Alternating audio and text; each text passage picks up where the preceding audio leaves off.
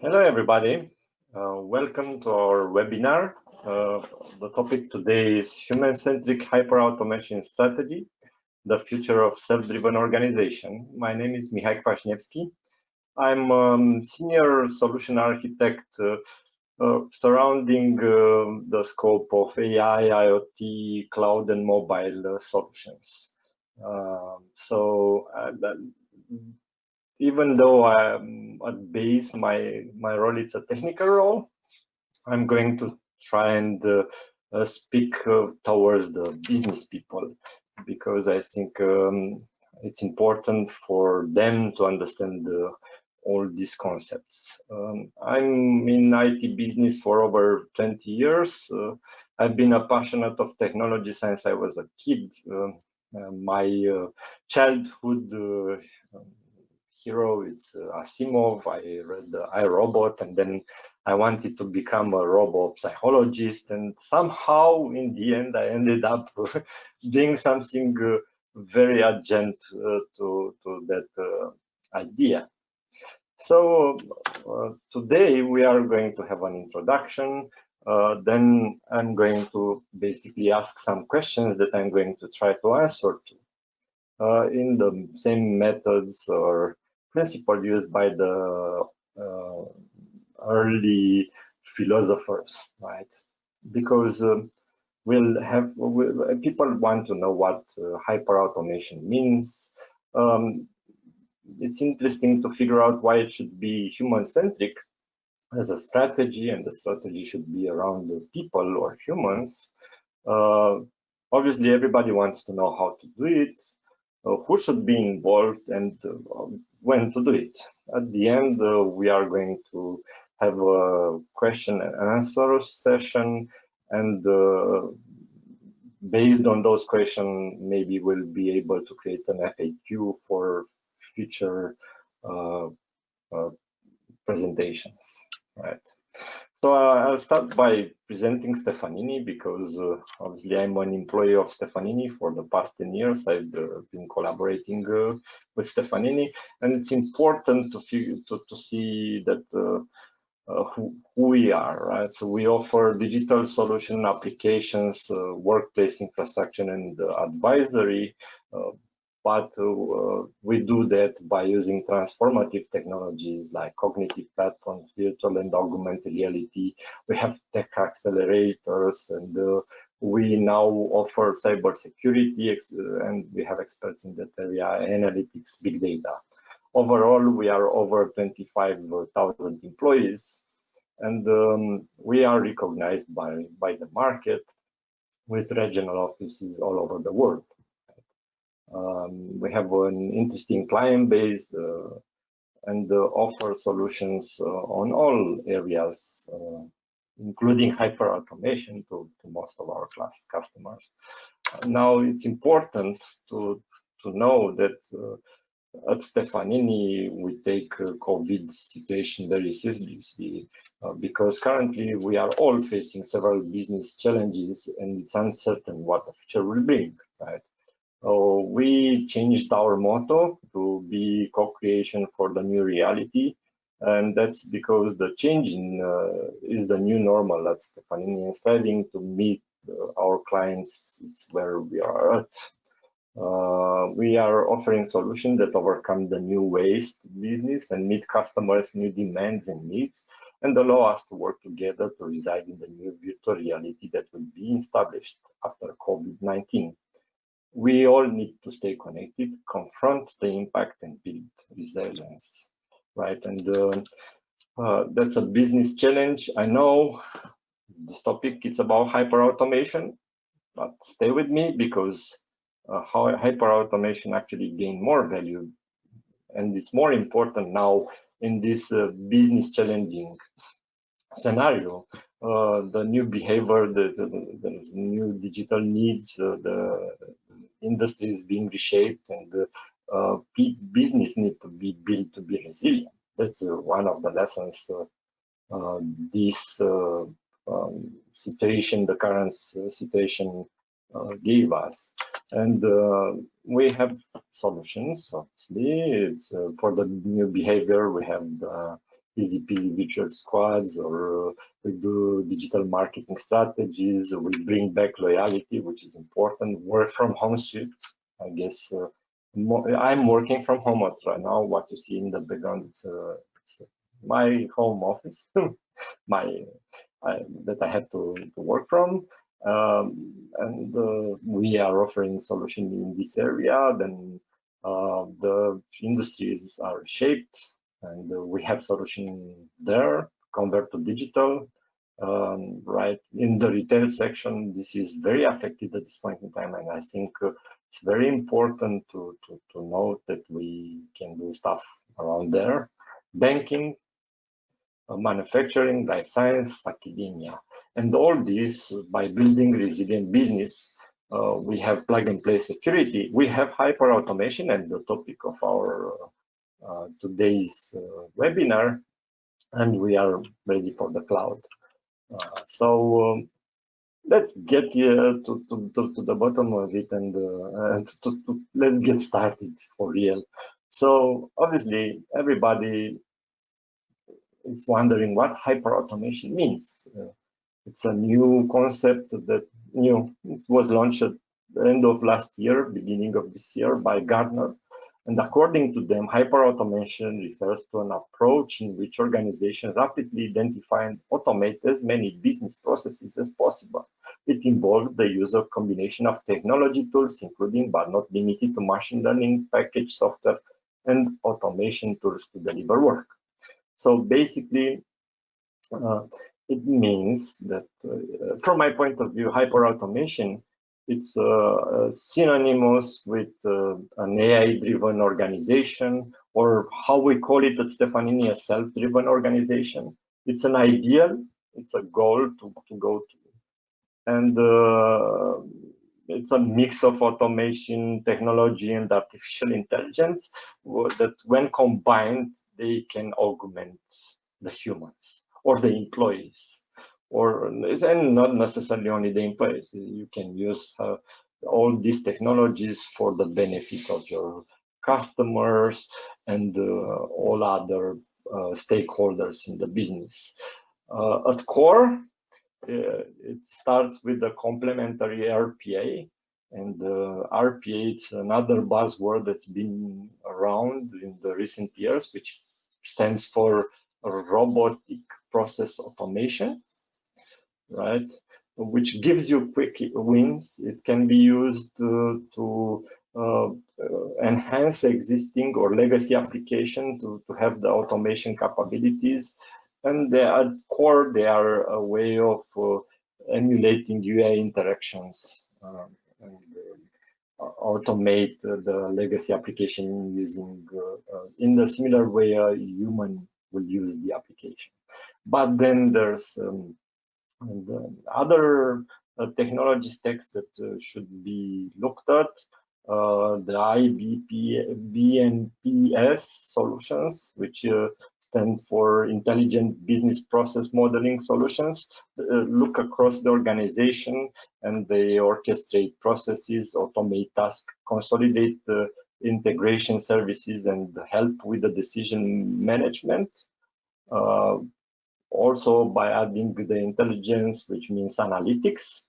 And then you'll need in the digital toolset, which is the target, to have process mining capabilities, which means the capability to discover, monitor, and process the information extracted from logs in order to see the end-to-end processes. Sometimes the organization grow and there's no real visibility of the end-to-end processes, and process mining is used for that. Then you have the decision management, which is a supplementary tool to help with the complex rules in decision in the processes, right? And all this infused with AI and with the new customer experience and user experience that should be enhanced by AI as well, in the form of virtual agents and chatbots and so on. And that's part of the machine learning layer. Now, what it also means that at the core, you'll need to do something that's called a digital twin of the organization. And I've used this slide, this image from Star Trek Enterprise, because from my point of view, an organization should be able to have something similar to this, meaning an overview of the processes, and to be able to simulate them and run various tests before the actual automation being implemented. Gives you actionable insights so that you can make changes in line with your business goals and to be relevant to current market and guarantee the added values of it. So that's part of the hyper-automation holy grail, or nirvana, right? I call it nirvana because it's a state we all want to get to. The whole idea of being able to automate as much as possible. But we'll maybe go deeper into what hyper-automation means when we look on how to do it. But I want to talk about why it should be a human-centric strategy, right? Since the Industry 1.0, the Industry Revolution, that happened because we start using the artificial power. Basically, we start moving away from using the muscles of humans or of animals and using some kind of energy that's produced, like steam power. There's been a fear about what technology, the impact of technology when it comes to the human labor, right? There was, when we say revolution, we mean it from the point of view that something new, but I also tend not to forget the history and the fact that in the early days of the Industrial Revolution, people start revolting because it took jobs out of everybody. So we need to be careful when we say automation. The role of the automation is not to replace people. The role of the automation, from my point of view, should be to simplify the work of people. It's okay, we want to get here to the Industry 4.0, which is the artificial power, but also using the artificial intelligence capabilities. But we should do it not thinking that we want to replace the human labor because it's going to be cheaper. We should do it, from my point of view, by helping the workforce become better and more productive, and use the capabilities of the humans, which are the creativity and expertise, something that an artificial intelligence at this point in time cannot achieve, to gain more and better results faster. Right? Okay, the whole idea is that since the Industrial Revolution, actually there was a huge economical growth, right? Before the Industrial Revolution, most of the human population lived in poverty, but then this Industrial Revolution basically increased the lump of work that's available for people, and each step actually generated more jobs. Now, we can think that that's going to happen with Industry 4.0, and some of my peers in this area of technologies think that yes, new jobs are going to be created in the space of artificial intelligence, like social media created new jobs, right? Facebook created new kind of jobs. Strange enough, but it did, even if it's surprising. Same will happen with the Industry 4.0. The new jobs are going to be created. But if we are not careful and we only think about cost reduction as a way to apply automation, we might have some issues with people, and we are going to be faced with resistance. So what we need is to complement the humans with AI and automation. Okay, I'm maybe putting too much emphasis on this, but we at Stefanini are adhering to what UN development program has declared their #1 goal, which is no poverty by 2030.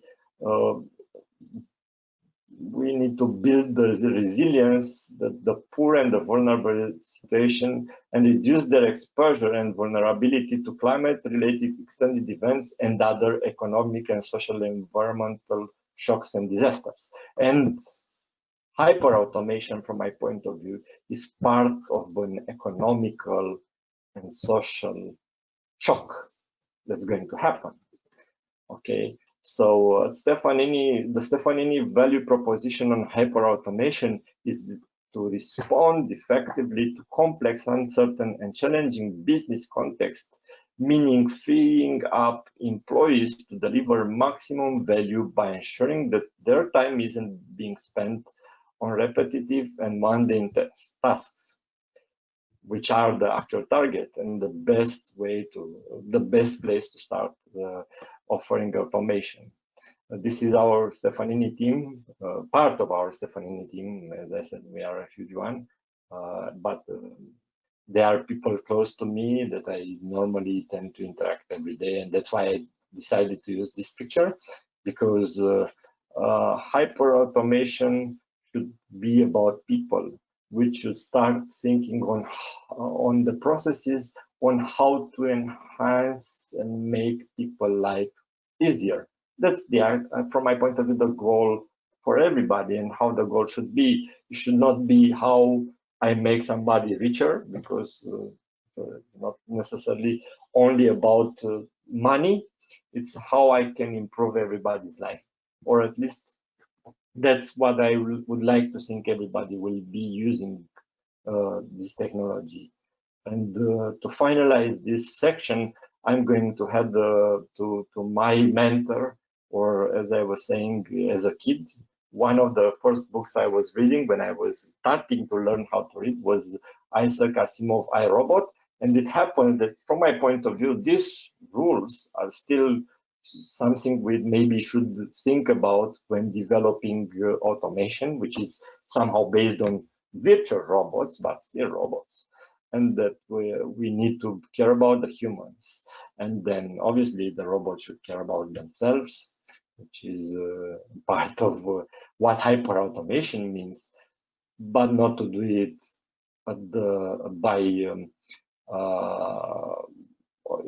they need to protect humans in the first place, or do it for the humans, because other way our society is going to become a society where the consumers will be robots as well, right? We are not going to sell to customers anymore. We are going to sell stuff to robots, and everybody else. I'm not sure what's going to happen to them. Anyway, let's be optimistic. I want to be optimistic. I want to think that all of you that are going to focus on hyper-automating your business are going to think about people or the humans first, and then figure out how to build technology around them. So how can you do hyper-automation? Well, from my point of view, it should be, and not only my point of view, actually, this is shared by the community. You need to empower every employee with this technology. You need to build a data-driven culture, because data is at the core of today's technologies. If you want to do machine learning or any kind of analytics, you need the data. And I think it's very important to fight. If you don't already have the capabilities yourself within the organization, you need to find a strategic trust partner. You need to empower the people, because fundamentally giving them the space and resources and security will help you get there in the hyper automation age. the data, as I said, is the most important, but the strategic partner is not only to help apply technology, it's also to help you understand the best practices and understand where technology can actually be applied. And ourselves, Stefanini, we want to be that strategic trusted partner for you. And basically, that's where we fit in this picture. Now, part of how to do it is you'll have to discover the opportunities by mapping the end-to-end processes, business processes, analyze the processes and identify how they can be improved. And if there are, at this point in time, are any issues, sometimes there are processes that run, but they have issues. And then you have to design and create simulation and calculate metrics for the automation, and even define the metrics of the business metrics. I'm not talking about technical metrics, I'm talking about business way of measuring, defining a way of measuring the business impact. And then obviously you do the automate, you automate, and you measure the performance of the automation. And then this becomes a cycle, right? You monitor the progress and you keep releasing new automations. So basically, this is if you are going to search for hyper automation and look at the platforms and or at everybody else, this is how it's described. But now I'm going to go a bit deeper and talk to you about how at Stefanini we do the discovery, analysis, and design approach. Because obviously it can be very vague what discovery means, what analysis means, and so on. Okay, I'm not going to go too deep into the details, but I'm going to tell you that you need to devise a strategy and a strategy on how to prioritize the processes that you want to automate, to understand the layout, complexity factors that take part, and calculate the complexity level, to calculate the automation potential, to map the business benefits, right? Map the processes into quadrants, and you'll see here we have the quadrants, and prioritize which processes to automate. Because it's, the goal is to automate everything. That's the level, the desired state, but you can obviously do that immediately. So from the complexity factors point of view, there's various things you can look at, like if it's an application, you look at the numbers of screens, the type of application it is, how varied are the scenarios that you want to automate. Is it based on structured inputs? Is it based on standard inputs? Does it have free text or not? Is it image based? Right? Now, looking at the quadrants, you basically have low-hanging fruits, and then but the benefits are low, and obviously complexity is low, and the master improvements are where you will probably want to invest because they offer high benefits, but at the cost of high complexity. Still, this is basically the state of hyper automation. Now at Stefanini, we have a hyper automation stack that we use, which is part of the digital ops. We have our Sophie cognitive platform. This is our proprietary technology that's AI infused in all over the organization. Then we also have partners that we work with, and like UiPath, which is the leader in the robotic process automation. Then Automate Anywhere. Stefanini Document Solutions are actually part of one of Stefanini's ventures. And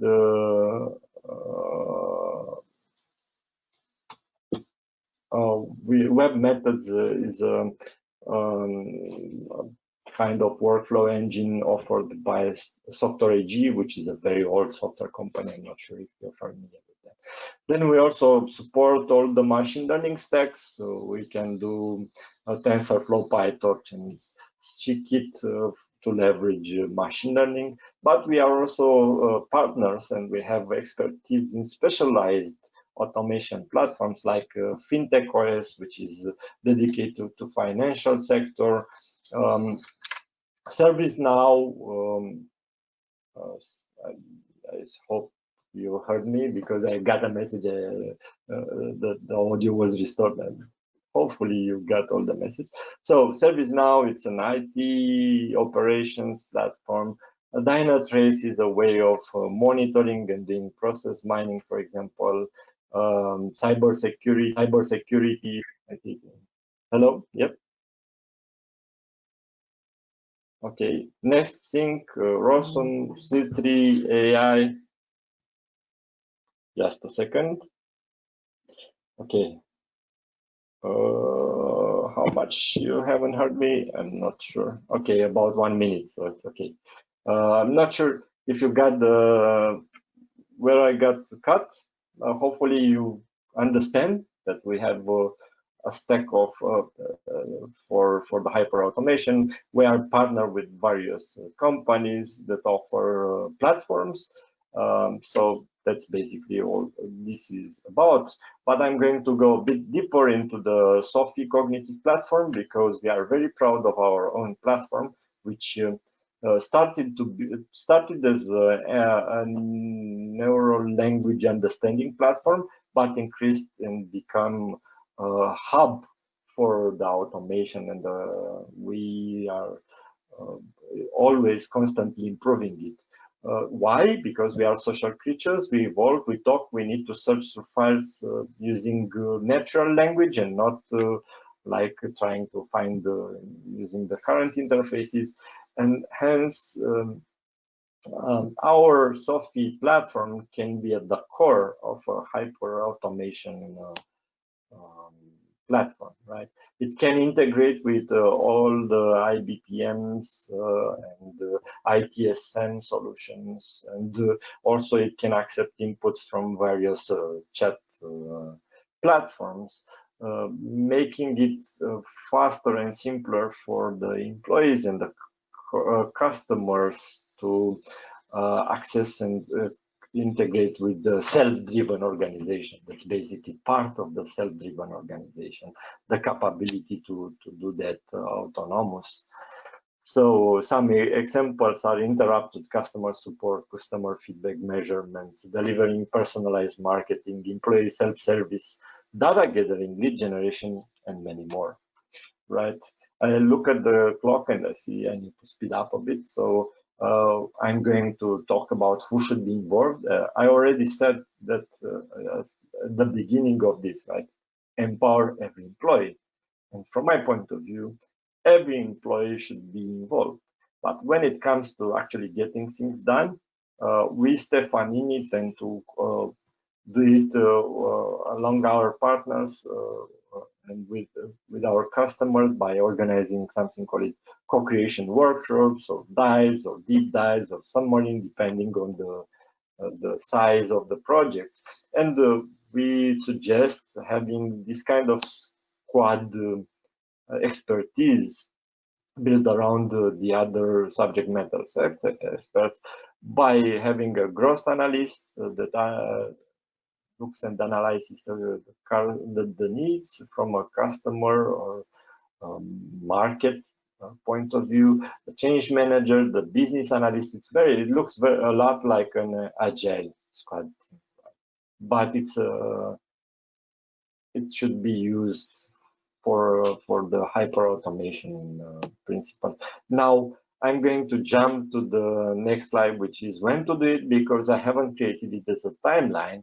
I've created it as a steps process that the organization should probably have.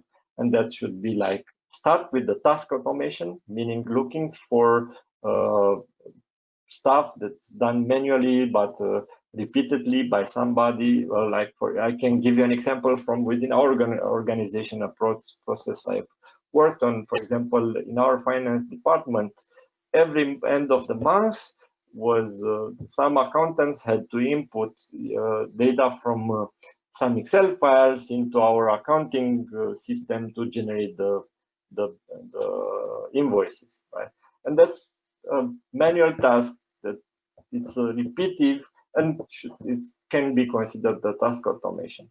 But you should not stop on doing task automation. That's the beginning. It's working with the legacy systems. Then you should actually move towards doing process automation and using workflow engines and BPM softwares to do end-to-end process automations, and then move towards orchestration and using conversational UX, like our, as I was saying, Sophie, our cognitive platform, also has a virtual agent or chatbot, as it's also known, interface that orchestrates all the automations around the organization, going towards the business operation. It means you automate the whole enterprise. Most of it is automated. Or business operations could be here, I could say, self-driven organization. Like a self-driven car, you have an organization that from an IT perspective or from a software stack perspective, it's as automated as it could be by leveraging the digital ops toolset, which is all the above, and infused with AI ops, which is AI for IT, right? And then ML ops, meaning you should have your own ML team, even if you are not in the business of software development like we are, for example, or that kind of area. And basically, this concludes my presentation. I'm going to go to the question and answer and see if you guys have any questions for me. I'm looking forward to try and answer them for you. So I'll ask my colleagues to send me no questions so far. I could maybe, if you want, point out some of the questions that I tend to get. I said I'm trying to build an FAQ. I've built this presentation as questions-based presentation, right? So in theory, I've tried to answer some of the questions already, but some questions that obviously there are way many questions than the ones I pointed out. Like, for example, people will ask, what results can I expect from implementing hyperautomation? And the obvious one is reducing in cost, right? Everybody wants to reduce the cost. But you're not going to reduce the, okay, you can reduce the cost by replacing people with machines. And then in theory, that's cheaper, depends. Sometimes machines could cost more than people. Be careful about that, right? But then you can reduce the cost, as I said, by allowing your employees that do repetitive tasks, but when you hire them, you didn't hire them to do repetitive tasks. Like I was giving you the example of our accounting department that was inputting data from Excel into our accounting software. An accountant hasn't been trained to do that, right? An accountant has been done to find best ways and better ways on how to use the money that you get. And obviously record the money that you have, but use them somehow better. That's the economist in them, right? So by leveraging automation, you basically can give your skilled people time to do what they are better at. But using automation, you also get a constant quality, in theory, at least. Basically, by doing repetitive stuff consistently is going to be giving you the same quality all the time. Yeah. Be careful there, though, because you can do automation in a bad way, and you're just maintaining bad stuff. So be careful. But what else you'll have? You'll have an increase in efficiency because the bots, the automations, they basically never get tired. They work 24/7. So there's no need for them to take breaks, holidays, and so on. They keep working. Again, don't try to replace people though. Try to figure out how best to do these all automations by taking some of the giving your employees more time to use their creativity and imagination to enhance your business, and they'll be happier. Maybe from my point of view, maybe you should reduce some of their time they need to work there. Okay, the goal is not to have people keep working 8 hours a day. It's for everybody to use this technology, so people will maybe spend less time working, but more efficient in what they are better at. Imagination, it's one of the greatest things human have, and even though in the AI area, it's been said that around 2040, 2050, we are going to have AI that's going to be general AI. Until then, humans rule. So use them wisely. I got a question from my colleague. So when do you think hyperautomation would be most implemented around the world? Do you think that there are some specific geographies that will be more interested on that? It's an excellent question. Thank you for it. So at this point in time, at the beginning of the presentation, I said that hyperautomation somehow is equivalent of AI empowered enterprises. So some studies show that at this point in time, only 18% of the enterprises have implemented some kind of AI end-to-end solution in their organization, or let's say the goal moving towards the hyperautomation. So at this point in time, who starts and do it now, they basically get an advantage because the future, it's obvious, is going to be enterprise that use some kind of AI to automate all the stuff that can be automated, and then do some other stuff using the AI. Empowered people, right? Augmented employees with AI, right? So where is going to start? You'll be surprised. At this point in time, I think China is the leader in this area. They've invested a lot in this area, and then obviously United States, and then. But we are in Europe, and we are sometimes late to the parties, to the technology parties. Even though the industrial revolution that I was talking about started in Great Britain, sometimes with these new technologies we tend to be a bit late. But I have hopes. You are here, you are listening to me, so obviously you are interested, and maybe we get Europe ahead, right? And then that's the part with the geography.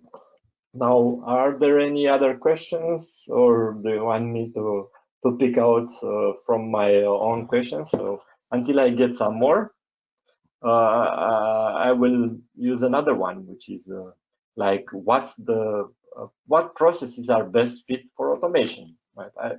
I've tried to cover it in my how to do it question, but maybe sometimes I'm missing it, so I'm going to reiterate it. Are usually for the step one, right? Step one, task automation. What are there should be like there's usually tasks that are repetitive and consistent. That they remain fixed over time.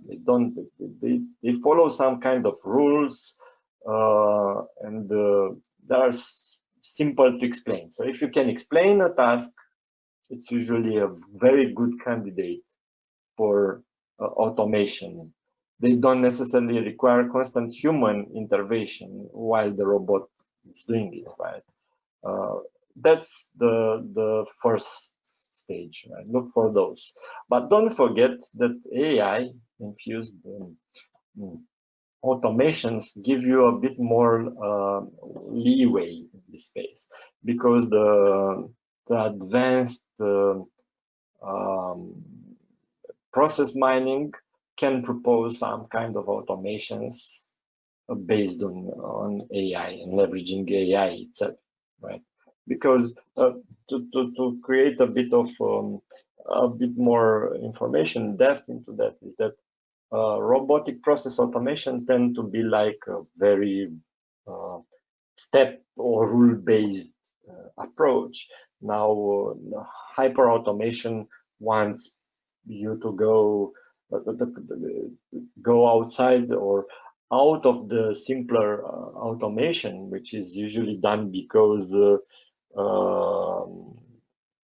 there are a lot of legacy systems. I wanted to talk about, like, for example, some of you might remember the ERP concept, right? You work with an ERP, and that's another concept that was actually started by Gartner in the 90s. Right?